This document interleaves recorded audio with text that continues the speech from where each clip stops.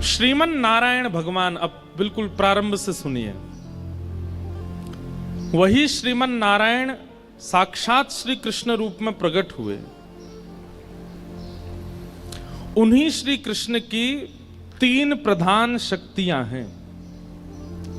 भगवान श्री कृष्ण की तीन प्रधान शक्तियां हैं। एक है स्वरूप शक्ति, दूसरी है तटस्था शक्ति और तीसरी है माया शक्ति। सबसे पहली स्वरूप शक्ति, दूसरी तटस्था शक्ति और तीसरी माया शक्ति। स्वरूप शक्ति,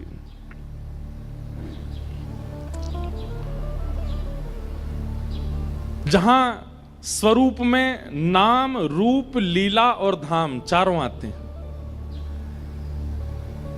माया शक्ति जो है उसका उपभोग संसारी लोग करते हैं। तटस्था शक्ति जो है इसका उपभोग योगी लोग करते हैं और स्वरूप शक्ति का उपभोग भक्त लोग करते हैं। हम आप सब लोग जो यहां बैठे हैं ना, हम कौन सी शक्ति के उपासक हैं? हम तीनों शक्तियों के उपासक हैं। हम माया शक्ति में भी पढ़े हैं, हम तटस्था में भी पढ़े हैं और हम स्वरूप में भी पढ़े हैं। एक जगह स्थिर नहीं हुए। हम आप में से एकाध दो चार ऐसे हैं जिनकी एक ठौर होगी, या तो पूर्ण रूपेण माया में है, या पूर्ण रूपेण तटस्था में है, या पूर्ण रूपेण स्वरूप में है। अगर वाणी क्लिष्ट लगती हो तो क्षमा करना, पर यह समझना बहुत जरूरी है किशोरी जी के तत्व के लिए। भगवान की स्वरूप शक्ति ये प्रथम है। और स्वरूप शक्ति के भी तीन अंग हैं। भगवान की स्वरूप शक्ति किन किन रूपों में प्रकट होती है? तो उसमें पहला है संघनी शक्ति। संघनी का मतलब क्या है? ठाकुर जी के धाम, ये भगवान की संघनी स्वरूपा है। दूसरा है स्वरूप का रूप, संवित रूप, संवित स्वरूप। ये संवित स्वरूप कौन सा होता है? ज्ञान।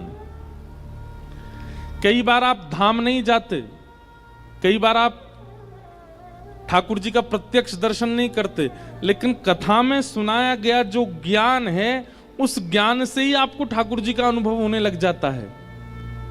ये कथा, ये भी तो ठाकुर जी का स्वरूप है। वक्ता मंच से बोलता है, श्रोता को अनुभव होने लग जाता है। ये संवित स्वरूप है।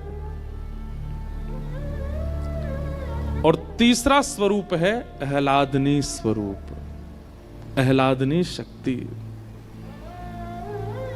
समझ रहे हैं ना आप सब भावों को? तीन प्रकार की शक्तियां, उन तीन प्रकार की शक्तियों में प्रथम शक्ति स्वरूप शक्ति।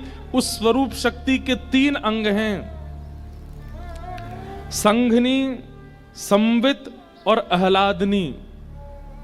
जिसमें संघनी स्वरूप जो है वो धाम का है, संवित स्वरूप जो है वो कथा का है, और आह्लादनी स्वरूप जो है वो प्रेम का है। अभी तक हमने जितने नाम बताए, स्वरूप शक्ति, तटस्था शक्ति, माया शक्ति, संघनी शक्ति, संवित शक्ति, ये सब ठाकुर जी ने सबके लिए बनाई। एकमात्र एक ऐसी शक्ति है जिसको अपने लिए प्रयोग किया, आह्लादनी शक्ति। और वह आह्लादनी शक्ति कौन है?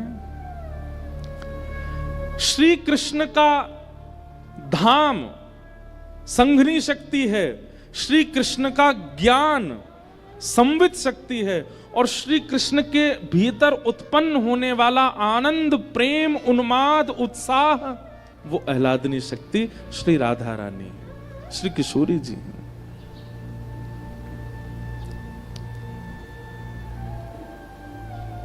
आपके चित्त में आनंद उत्पन्न होता है तो आप क्या करते हो? आप उसको हंस करके प्रकट कर देते हो, आप उसको नाच करके प्रकट कर देते हो, आप उसको खेल करके प्रकट कर देते हो, आप उसको तैयार होकर प्रकट कर देते हो, आप कुछ बना करके प्रकट कर देते हो। ठाकुर जी के चित्त में जब आनंद उत्पन्न हुआ तो ठाकुर जी हंसे नहीं, नाचे नहीं, ठाकुर जी ने कुछ बनाया नहीं, कुछ गाया नहीं, अपने उस समस्त आनंद को, जो नाचता भी है, जो गाता भी है, जो हंसता भी है, जो श्रृंगार भी करता है, जो सब प्रकार से आकर्षक है, ठाकुर जी का वह हृदय का आनंद ही किशोरी जी के रूप में प्रकट हो गया है। आपका आनंद आपसे विलग नहीं होता, आपका आनंद आप में ही दिखने लगता है, पर ठाकुर जी का आनंद विलग होकर के सन्मुख प्रकट हो गया। वो किशोरी जी हैं, वो श्री राधा रानी है, वो ठाकुर जी की आह्लादनी शक्ति।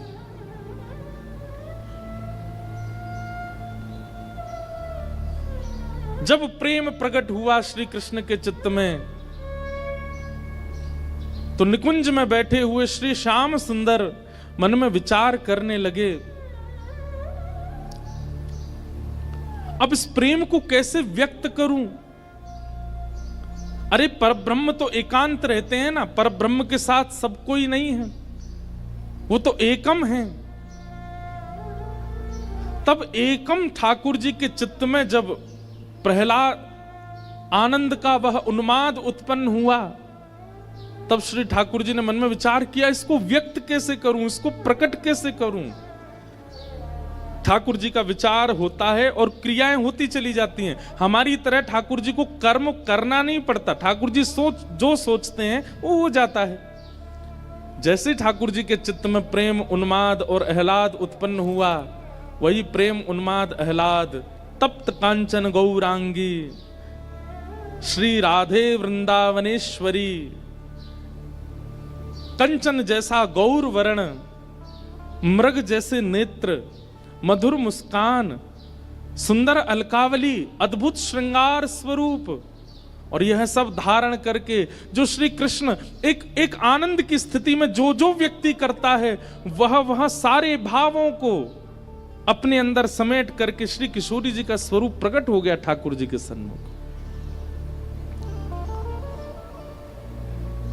जिनको देख करके सब आकर्षित रहते हैं, वो जिनको देख करके आकर्षित हो गए, वो श्री किशोरी जी हैं, वो श्री लाडली जी हैं।